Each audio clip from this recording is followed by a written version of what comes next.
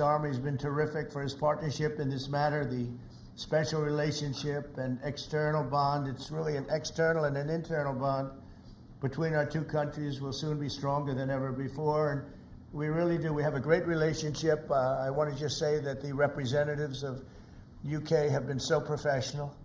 And it's been an honor doing business with all of them, and in particular the Prime Minister. And I'd like to introduce him now to say a few words. Mr. Prime Minister, please take it away. Thank you, Mr. President, Donald. And this is a really fantastic, historic day in which we can announce this deal between our two great countries. And I think it's a real tribute to the history that we have of working so closely together. Can I pay tribute, Donald, to your negotiating team as well, particularly yes. Howard and Jameson, who've done an incredible job, a very professional job, and my team as well. Two negotiating teams have worked at pace now for a number of weeks to bring in this deal today. Really important deal. This is going to boost trade between and across our countries. It's going to not only protect jobs but create jobs, opening market access. And as you say, Donald, the timing couldn't be more apt, because not only was it 80 years ago today that victory came for Europe after and at the end of the Second World War, but of course on that day the UK and the US stood together as the closest of allies. And Donald, I think even down to the hour, because you may or may not know that it was about this time of day, exactly 80 years ago, that Winston Churchill announced victory in Europe, and that led to great celebrations across Europe, across America, but particularly in the United Kingdom. Literally people going out into the street, putting bunting up, going up to the palace. And so to be able to announce this great deal on the same day, 80 years forward, almost at the same hour, and as we were 80 years ago, with the UK and the US standing side by side, I think is incredibly important and makes this truly historic. That close relationship has endured over those 80 years. As you know, Donald, when it comes to defence and security and intelligence sharing, of course, there are no two countries that are closer than our two countries. And now we take this into new and important territory by adding trade and the economy to the closeness of our relationship. It is built, as you say, on those notions of fairness and reciprocal arrangements. We've always had a fair and balanced arrangement between our countries. This builds on that, hugely important for sectors like car manufacturing and for steel and aluminium and so many others. And yes, we can finish ironing out some of the details, but there's a fantastic platform here, including, of course, on the tech side, where I think I'm right in saying we're the only two Western countries with trillion-dollar sectors when it comes to tech. And in the end, it comes down to, as you say, Donald, economic security is national security. On national security, we've been absolutely the closest of allies for so many years, keeping the peace through that close alliance, that friendship. And now we add to that this deal on trade and the economy. And I want to thank you for your leadership on that, Donald, and for the way in which your team have negotiated this. And I'm so pleased that we've got this deal, we've finalised it, and we've built an incredible platform for the future. So thank you so much. Donald, I'm now going to go and do a press conference. I think you have your press in with you. But on the details, I think if you've got Howard, we can deal with that through one of my team. That's great. Well, Mr. Prime Minister, thank you very much. It's an honor. We're going to have a continued, maybe a better relationship than ever before. You know, I don't know if the media knows, but the U.S. and UK have been working for years to try and make a deal. And it never quite got there. Yeah. It did with this Prime Minister. So I want to just congratulate you. Well, with this president, this prime minister, we've managed to achieve what many people have tried to achieve for many years. That's right. And I'm really pleased, and it feels completely historic and on a special 80-year anniversary as well. So, Donald, thank you so much. It's really good to have got this deal over the line. Tribute to both teams, tribute to our countries, and tribute to your leadership. Thank you. Well, it really is a great thing. And you go do your press conference, and I'll see you soon. Maybe speak to you later. But thank you very much. An incredible thing. I can't tell you that for so many years, even as I sat, everybody talked and talked and talked about a deal with. It just seemed like a natural deal, but it was not done. But now it was done with us. So I feel very proud to have been a part of it. Keir, thank you very much. Thanks, Donald, and we'll speak again soon. Very good. So long. Bye.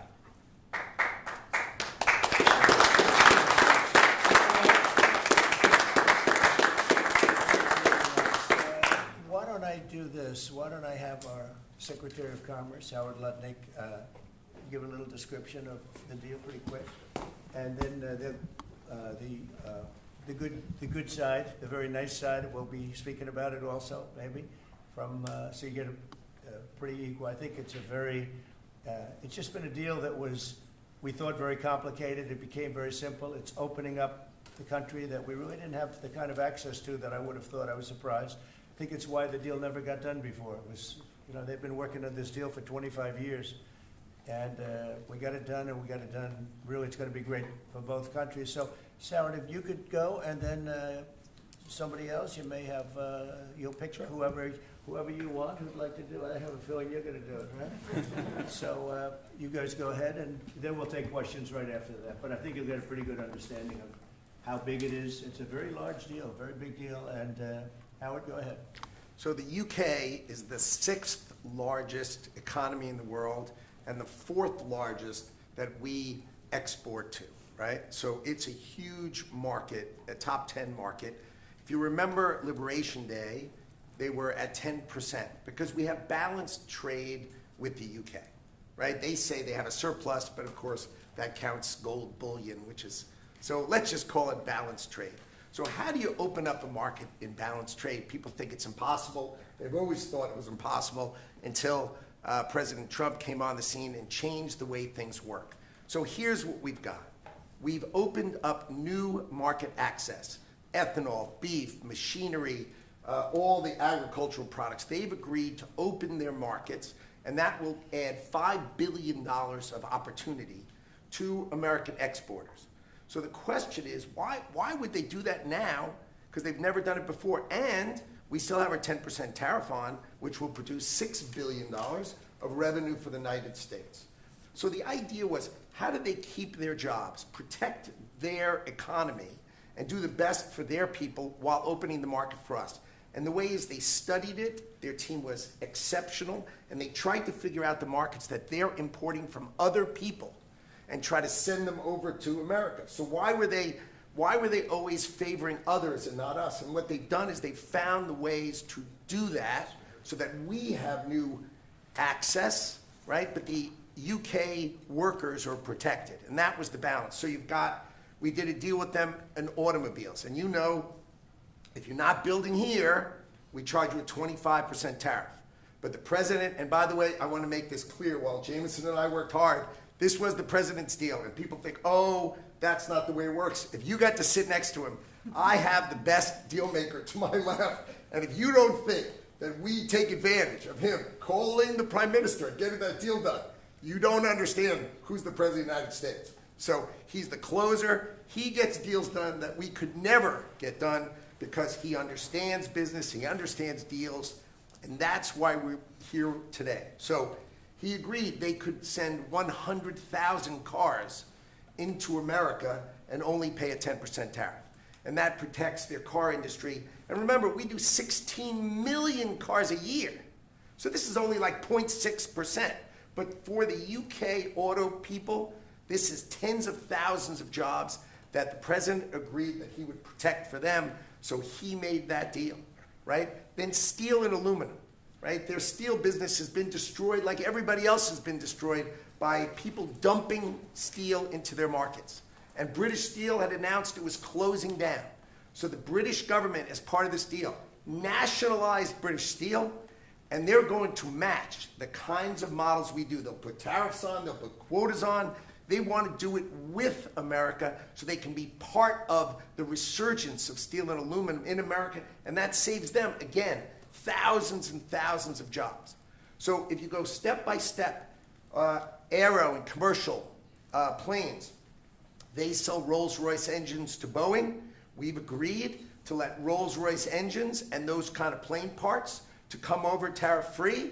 And what you're going to hear today is there's going to be an announcement in the UK that they are buying $10 billion worth of Boeing planes later today, but I'm going to let the name of the airline announce it because that's theirs to do. But part of this deal was always to do it together and to do it strong, and you can see the numbers on this board. Everything about this board works exceptionally well for the United States of America. It lays out the plan that you can work with us in autos, you can work with us with aero and commercial, you can work with us in pharmaceuticals if you have a supply chain that is secure and protected in national security.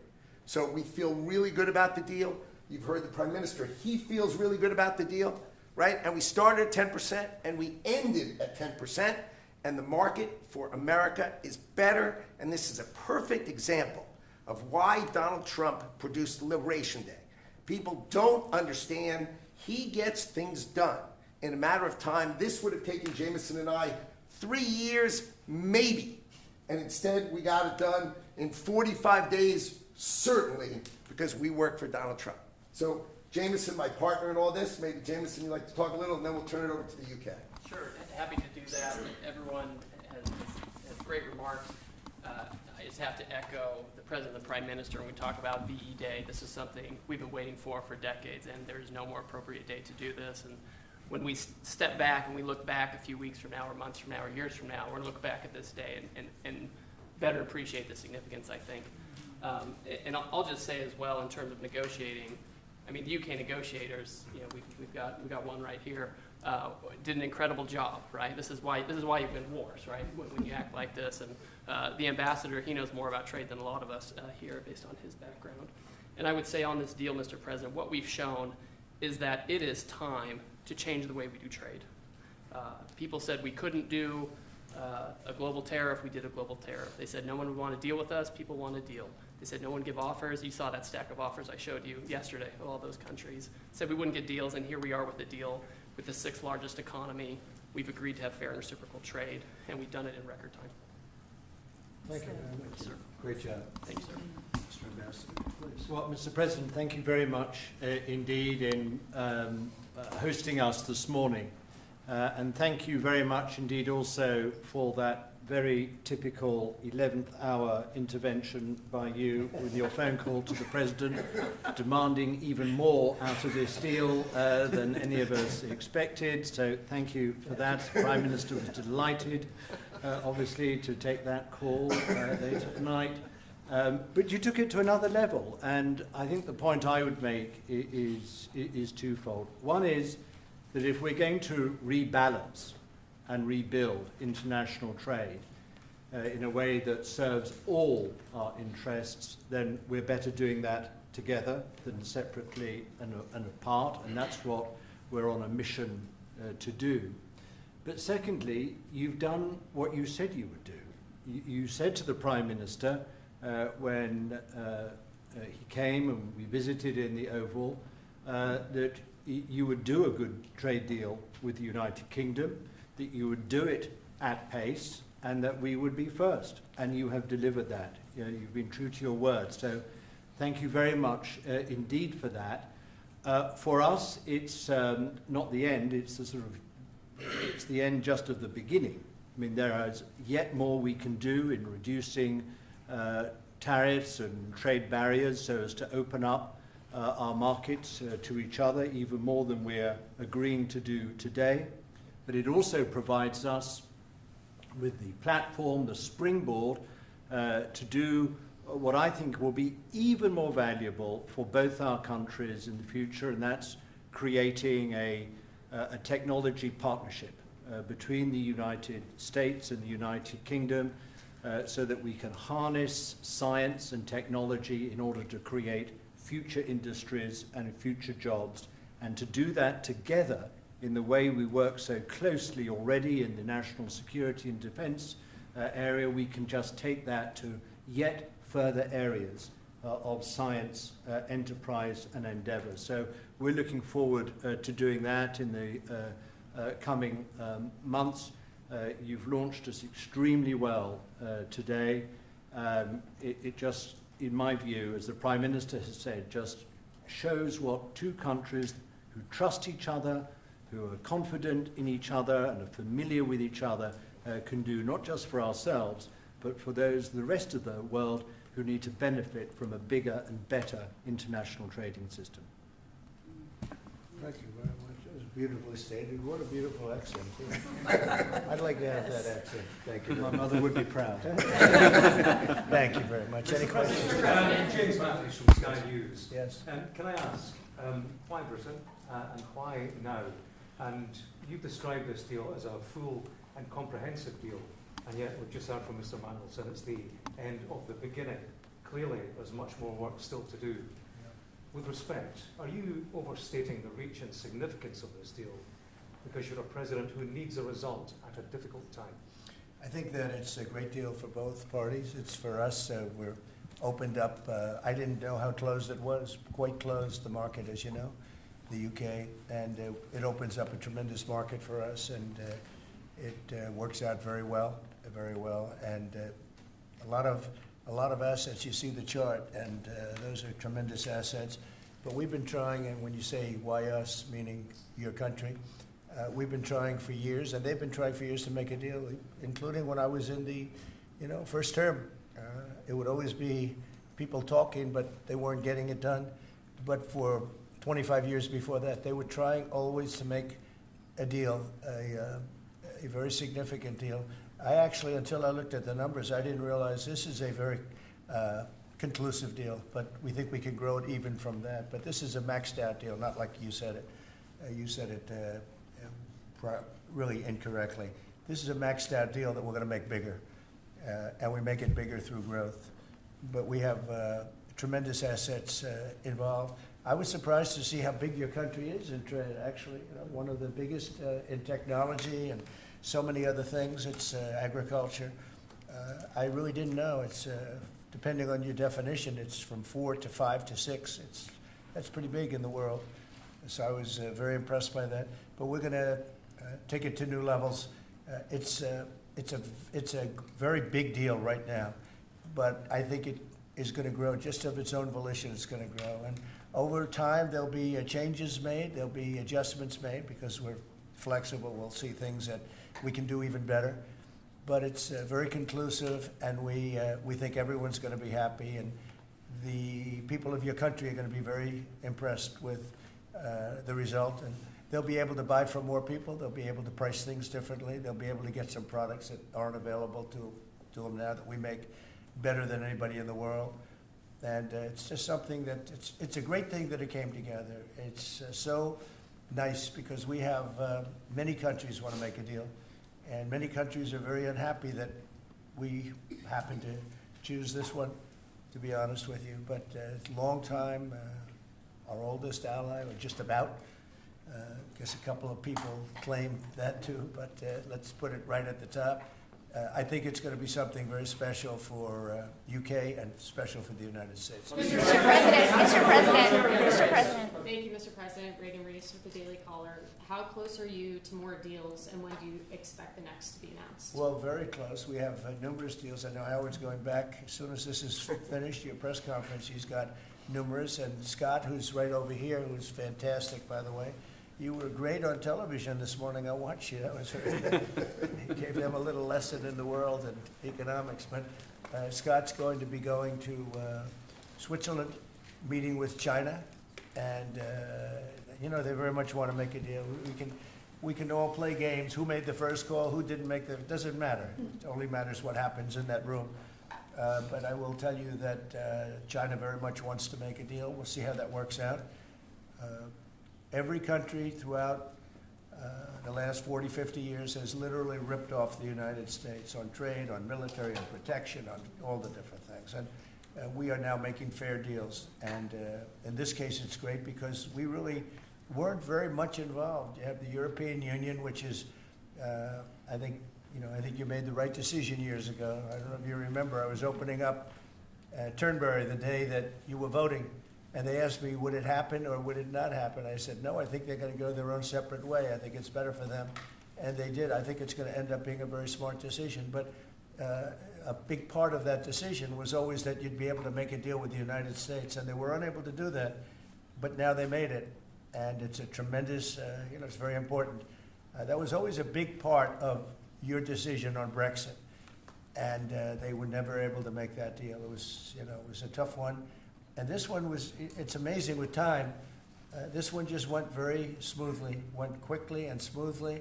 And a lot of common sense, as I like to say. There's tremendous common sense, but it's going to make your country much bigger in terms of trade, and it's going to make our country much bigger in terms of trade, too. Yes, sir. Thank you. Go ahead, behind you. Oh, yeah. Tom Bacon of the BBC. Thank you, Mr. President. You mentioned meat. You're with who? The BBC. Oh, good. Very nice. They Thank you. You mentioned meat and beef exports. The UK currently doesn't accept American beef because of its own food standards. Are you calling on the UK to accept all American beef and chicken products? Well, I think they'll take what they want. We have plenty of it. We have every type. We have every classification you could have. As you know, Bobby Kennedy is doing a tremendous job, and he's, I think, probably heading toward your system with no chemical, no this, no that. I think we're heading that way, it seems to be. And but we have that also. So we're a very big country. We have a lot of beef. We're a very big country, so it'll be great. Yes. Yes. You want me to jump? Yes. Let's talk about American beef really quickly, and it can't be understated. I'm Rick Rollins, by the way, how important this deal is and what this means to American farmers and ranchers. Specific to the beef, this is going to exponentially increase our beef exports. And to be very clear, American beef is the safest, the best quality, and the crown jewel of American agriculture for the world. So I think a really important part of this deal isn't just the ethanol reducing of tariffs from 19 to 0, which for our row croppers is a huge deal, but also for beef. And as we move forward, I know our incredible trade team is looking at all of the meats, all of the produce, really all of our agriculture exports. And I don't know if there's an industry that has been treated more unfairly and has suffered more than our agriculture industry. So we look forward to, I'll be in the UK on Monday, talking to my counterpart over there for next week, and look forward to moving that out across the country. The president is I think incredible. we could say that we have the best in the world, best tractors, the best everything in the world, and they say that our agriculture is, second to none. You understand, and it'll be a great asset. People are going to be able to have options, choice, and they'll have more of it, and that usually means lower prices. How about we'll do you and then you? A Go ahead. follow-up question for the Italian TV, Daniele Compatangelo, LA7, TV 2000, Primetime Media. So congratulations for the deal. We'll see a big revenues from the chart. But what's the rest of Europe? It's a victory day, but other European countries, it seems like they're losing the trade. We intend to make a deal with Europe. We have found that the European Union treated us extremely unfairly, very difficult, and hurt themselves in doing so. And they very much want to make a deal. We'll be dealing with them. We are dealing with them currently. So that'll cover pretty much the rest of it. But this was separate because of Brexit in particular. This was a separate deal. It always seems so natural. I mean, all the media would say that this seemed to be like, why did this happen 25 years? Why didn't it happen a long time ago? And it was always amazing to me. Somebody would say, hey, we got to make a deal. We have to make a deal.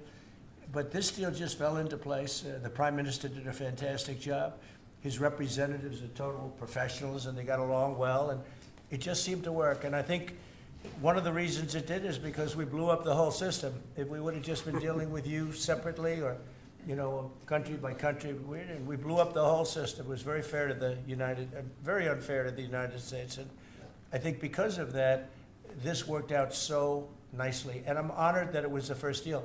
Please. Sir, you mentioned... Well, why don't you go in the back, yes. Oh, thanks, sir. I'm with the London Times. I'd say this is a great day for James Bond because now Aston Martins will be available to American buyers. Will it be even better by extending it to film? You've talked about a big tariff on films, and we'd like to know if there'd be relief on British. Well, we're going to have a discussion on that separately. And as you know, we're putting tariffs on that particular film, he said, the movie makers. And we're going to be doing some tariffs to get them because a lot of them have left this country. They all live here. The money comes from here. Everything comes from here, but they make them in other countries. So we're going to do something to bring them back, maybe to a large extent. But James Bond has nothing to worry about that, I can tell you. James Bond. And you know, Sean Connery was a friend of mine. Sean Connery was responsible for my getting zoning in Aberdeen. He said, let the bloody bloke build his golf courses. And, you know, I was like 4 years into the process, and it was impossible in Aberdeen. And he, I don't know, he just stood up one day and he said that. As soon as he said that, I got the approvals in about 2 minutes. So he was a great guy, Sean Connery. And, Are you sure if you're great going back character. there later in the year? Are you going, Say back it? are you going to Scotland and to the Yeah, I UK? will be, sure. It's great. And we have a lot of investment over there. We have Turnberry, Aberdeen. We have, as you know, in Doonbeg in Ireland, right on the ocean. They're all in the ocean. I only have interest if they're on the ocean. And we have good investments over there. It's been beautiful. Yes? Mr. President, if the talks go well this weekend between Secretary Bessent and Ambassador Greer with their Chinese counterparts, not preemptively, but if the talks go well, would you then consider lowering the tariff rate on China? Well, it could be. I mean, we're going to see. Right now, you can't get any higher. It's at 145, so we know it's coming down. I think we're going to have a very good relationship. You know, I always got along very well with President Xi. That relationship was greatly disturbed by COVID when COVID came in, but we get along very well now. I mean, the relationship was hurt with a lot of people, a lot of countries when COVID came in. But I think we're going to have a very good relationship. I expect to have a very good relationship with China, Scott. I think it's a very friendly meeting. They look forward to doing it in an elegant way. China, as you know, has a tremendous trade surplus with us, and we just can't have that. And but I think it's going to be very good for both countries. I would like to see China opened.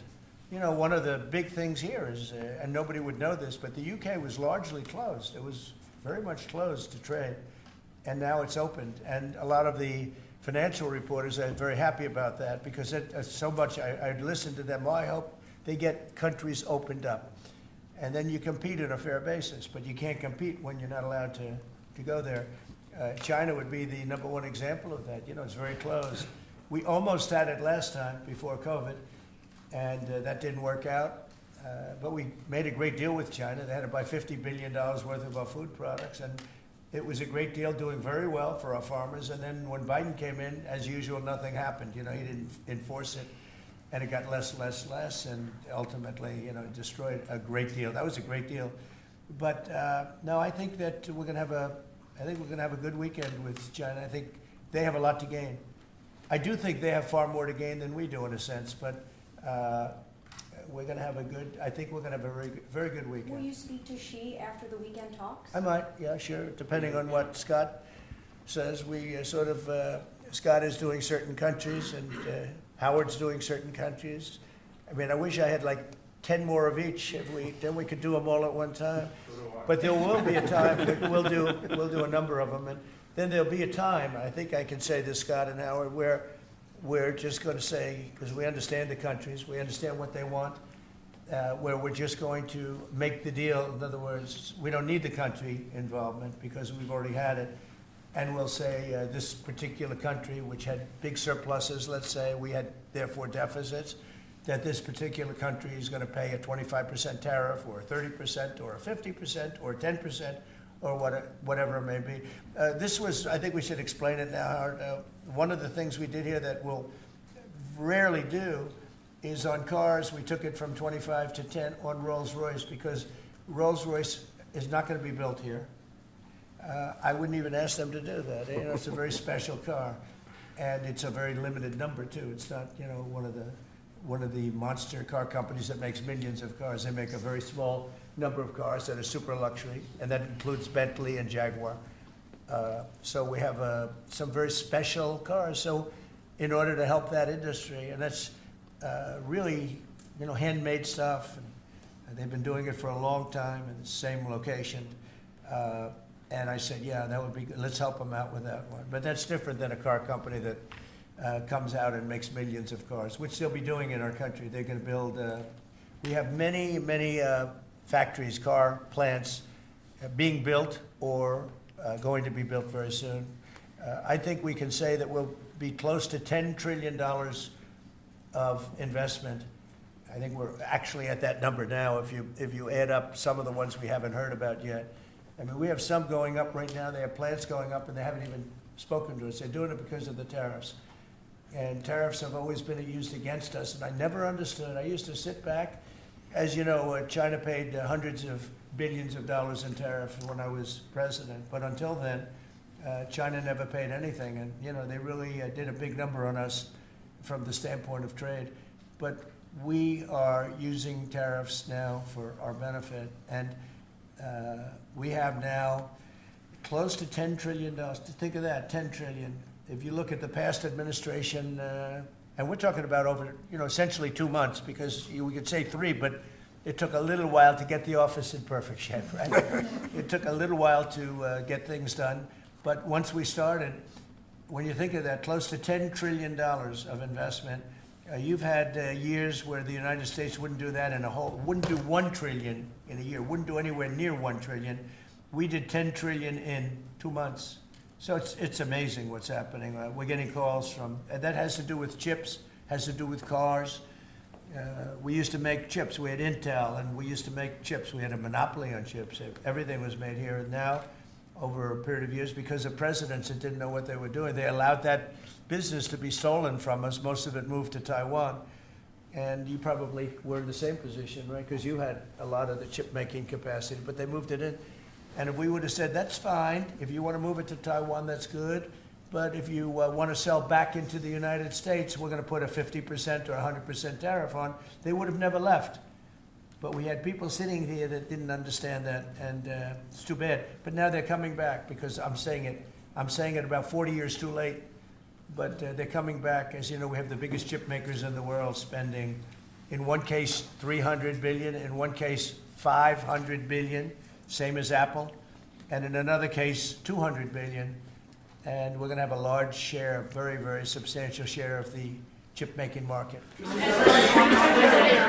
that this weekend is going to be a friendly visit, but do you expect that it will just be a formality to break the ice, or are they going to get into substantive negotiations? I believe so, yes. I believe it's substantive, yes. I think people like to say, yes, we're having a meeting to meet. Well, we're meeting, so what are we going to do, talk about meeting again? So I think it's going to be substantive. I think we can say that, right, Scott? Very substantive. Now, China wants to do something. And look, they have to at this point. Essentially, they made $1 trillion a year, and now they have absolutely, no business because of the tariffs. They have no business. And they want to have business, and we want them to have business. We want them to do well. We want them to do very well. So I think it's going to be very substantive. Because business has slowed down, as you mentioned, we're seeing as a result, the ports here in the U.S., the traffic has really slowed, and now thousands of dock workers and truck drivers are worried about their jobs. Yeah, no, that means we lose less money.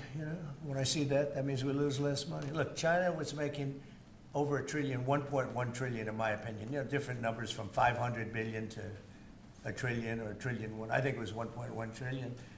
And frankly, if we didn't do business, we would have been better off. Okay, you understand that. So when you say it slowed down, that's a good thing, not a bad thing. But we're going to make it so they can. I'd like to say they could do better, actually, in terms of the bottom line. We'd like to see China opened up so we can compete in China and give people something that they've never had, access to something. That'd be great for the world. It would be great for our businesses, and I think it would be great for friendship. I really expect, a lot of people think I'm a militant guy. I'm really not. I think that trade can bring a greater friendship with China. It can be something good. But one of the things that I know Scott's going to be talking about very high on the list is open up and let our businesses go into China, because when you talk about a closed country, that's a really closed country. And I think it would be great if it was opened up, give people a lot of choice, and would create a lot of jobs, a lot of everything. So I think it would be a great thing for China, and that's going to be one of the things we'll be discussing, like we discussed with UK.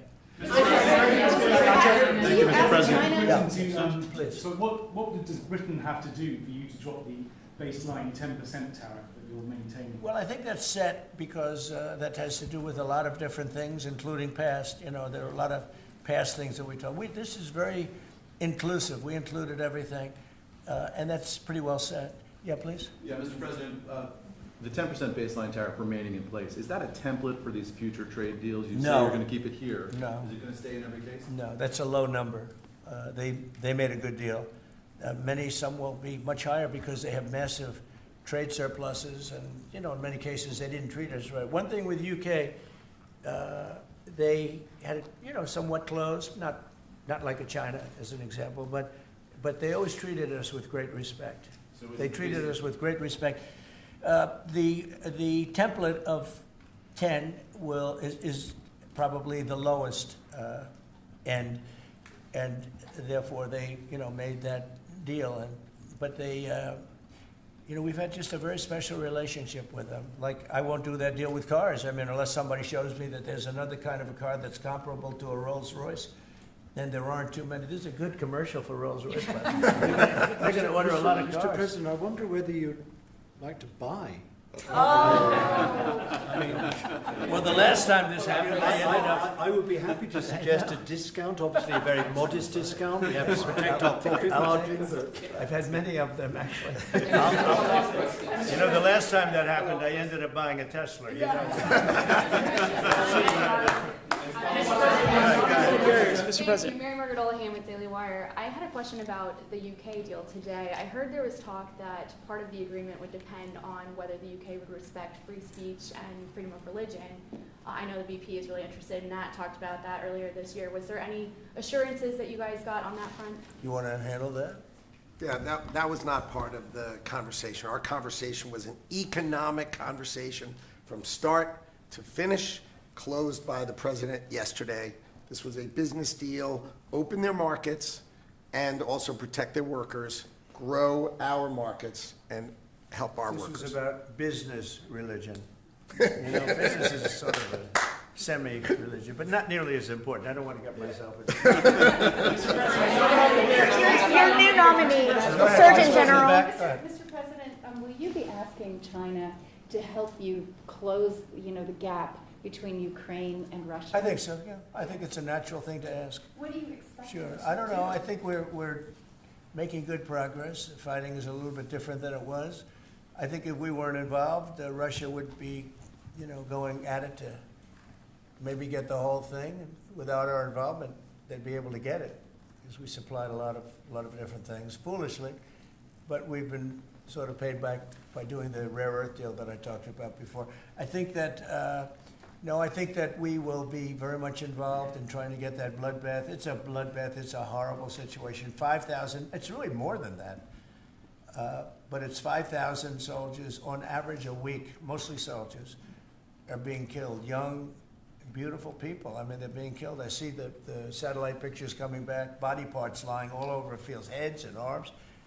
It's so terrible. I've never seen anything like it, actually. And if we can get that stopped, that will be a great accomplishment. And we're trying very hard, and I think we're close. And Mr. Witkoff is talking constantly back and forth. He's a real professional. He's got a great relationship with both countries. And I think we have a good chance. And likewise, we're trying to work on Iran to get that solved without having to get into any bombing, as we say, big bombing. I don't want to do that. I want them to work a deal. I want them to be very successful. Your new nominee. Thank you, Mr. President. Edward Lawrence from Fox Business. Yes. On the non-market barriers, how did you get the UK to bend, and what was the 11th hour deal or ask? Well, I think it was really just a part of the overall. I mean, they have so many things that are so good for them. It's going to be so good for the country, and that was sort of easy. It wasn't.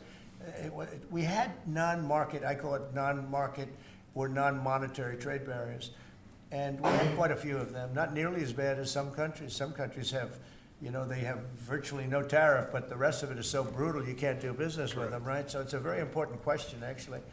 No, I think the overall deal just worked out very well from their standpoint. They were willing to give that in order to get other things, and you might want to speak to that, Mr. Ambassador. Look, the point about the deal is that we will continue reducing tariffs and non-tariff barriers. This is a continuing picture. It's a movie. It's not a still picture here. It's a movie. Yeah. It continues. And we're both committed to freeing up trade between our countries. We're both committed to freeing up investment between our countries. And the point about this deal is that it provides a very good template and a very good launch pad for what we can continue to do and build on in the future. And that's what we're both determined to do. You know, many of the, well, many of the, we'll keep it confidential. Yeah, how about just one more little thing, right? Well, it got the deal closed, and it was handled very well from the other side, too. But many of these things that we're talking about, we've been talking about this for 25 years. It's hard to explain when, if you weren't sitting behind this beautiful Resolute desk, you just wouldn't get it. I have been hearing about making a deal with UK for 25 years. Mm-hmm. And especially around the time of Brexit. They wanted to make a deal, so they came out of Brexit and they make a deal, and how natural. And it just couldn't be done. It couldn't be done. Good people. And this is a bigger deal. This is a much bigger, better, stronger deal for both of us than we ever even contemplated before. It's a big deal. Virtually everyone said that it would end in failure, it would end in tears, and it's ended in exactly the opposite. Yeah. But, Mr. President, can I say that that is due to Secretary Lutnick and Ambassador Greer, who've been absolutely fantastic. But right. Yesterday I received a call, a very diplomatic call that just edged things over the line, and that was from your new ambassador in the United Kingdom. Who is terrific. Right? Warren Stevens, he's here. Where is Warren? Right here. Hello, Warren. He's flying to London tomorrow night. He's going to be very popular with the British people. He's going to be a very successful ambassador. Under nominee. Were you disappointed? And he's got plenty of cash. Okay, plenty of cash. Are you planning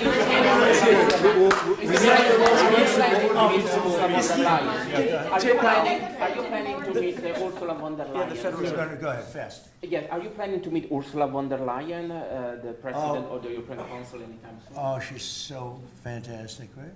She's so fantastic. I hope we're going to meet. Yeah, the answer is yes. I saw her a few days ago. And I think that we'll definitely meet, yeah. The European Union is a big thing. They want to make a deal very badly. You know, everybody wants to make a deal. Look, everybody wants to make a deal with the United States, and we're doing that, and we're going to make fair deals. I'm just honored that this was the first one. Go ahead, please. The Federal Reserve Chairman, Mr. President, says that you would have to call him for a meeting. Do you plan to meet with him? And what do you think about? And it's like talking to a wall. He should be. The Bank of England cut today. Well, the Bank of England cut, China cut. Everybody's cutting but him. It's you know, I don't know. We'll see what happens. It's a shame. I call him Too Late, you know, Too Late Powell, that's his nickname, and it's a shame, it's ridiculous. So, meeting, he's always too late. But in this case, it's not going to matter that much because our country is so strong, we're so powerful in terms of economic strength and what we've done, and I'll tell you what, if we didn't have our first term, you wouldn't be. We created things in the first term. We cut more regulations than any president in history. We cut the taxes more than anybody in history. And a very big factor is going to be the tax bill that we have right now, the one big beautiful bill, as we call it, which is all-encompassing, the biggest tax cuts ever in history, bigger than even the first time, and the incentives, even great for the UK because it'll make us so strong that we're going to be doing more business with you. It's a very important element for taxes, for every aspect, regulation cuts. That bill is, I believe it's the biggest bill of its kind ever in the history of this country. And Speaker Johnson and Leader Thune have done an incredible job. I mean, I'll let you know, we have to get a vote, but we have we have a lot of support for that bill. And if that happens on top of all of these trade deals that we're doing, this country will hit a point that you better go out and buy stock now. Let me tell you, this country will be like a rocket ship that goes straight up. This is going to be numbers that nobody's ever seen before. That's a very important element of all of this. You know, if we get that, if you don't, and the Democrats are fighting it only because they want to fight. They have Trump derangement syndrome. You know, if it was somebody else, they wouldn't fight. If you had a normal person, if you had some stiff sitting behind you, they'd be fine. But they have Trump derangement syndrome. You know, Senator Schumer's become a Palestinian. Welcome. I don't know when they're going to give him the ceremony, whatever the ceremony may be. It's terrible what's happened to the Democrats. So very, very important element of everything, of what we're doing, unrelated to today, but related in the sense that we'll do, if that passes, we'll do even more business with the UK. We'll have so much. It's the biggest tax cut in history. It's going to make our country zoom. It's going to be incentive, as you know, with the deduction for, basically for work. You work, you build, you plant, etc., your deduction.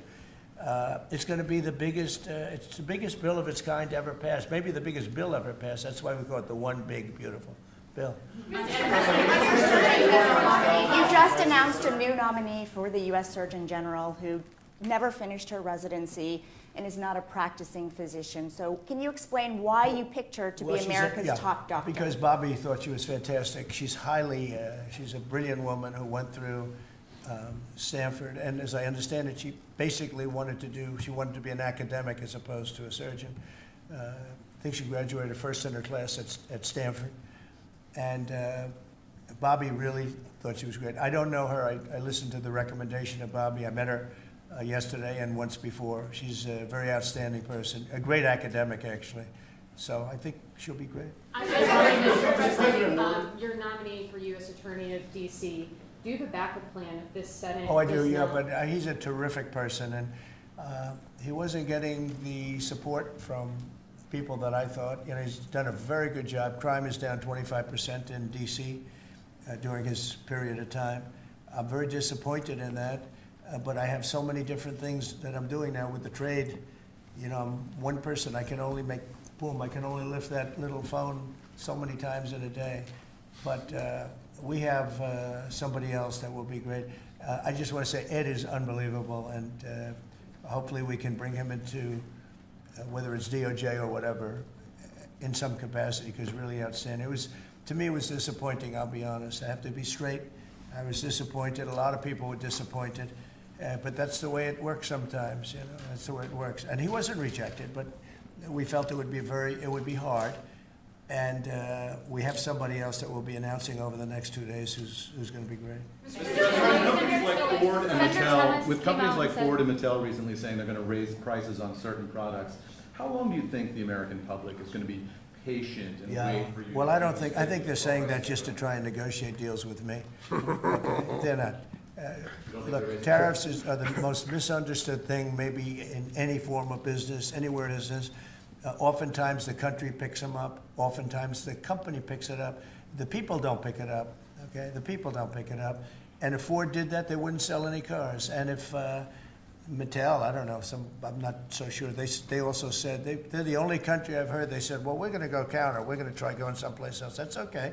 Let him go, and we'll put 100% tariff on his toys, and he won't sell one toy in the United States, and that's their biggest market. I heard that. I mean, I watched this guy talking about how I'm going to go counter. I said, well, I wouldn't want to have him as an executive too long. The Ford people I know very well. What they're doing is negotiating with us by saying that. But we don't think that's going to happen. Look, I put out a truth today, and it said that gas is down, gasoline is down, energy is down, groceries are down, eggs are down. I mean, eggs, thank you very much, but eggs are down. When I came in the first week, you guys hit me with eggs. I said, what the hell happened with eggs? Eggs were up like 170% and going up, and they said don't order any for Easter. And we were thinking about ordering plastic eggs like everybody was doing. And Brooke did a fantastic job, agriculture. Brooke did a fantastic job, and We had hundreds of thousands of eggs out here on the lawn just 2 weeks ago at Easter. But you take a look at the cost. Energy's down. Even interest rates are down. Now, if the chairman of the Fed, Jerome, if he would lower interest rates like China did, like I think UK did, but like numerous other countries have done, it's like jet fuel. It'd be great. But he doesn't want to do it. I think he doesn't want to do it. Probably he's not in love with me. I think that's right. It's sort of a crazy reason, but that's the way life is. Anybody in his position would be like, it would be like jet fuel. But even without that, we're doing well. But remember this, I've watched you people reporting over the last few months that if we do this, prices are going to go through. Well, groceries are down. All of this stuff is down. Lumber is down. Oil is gone to, we have that thing broke 60, right? $60 a barrel, and 98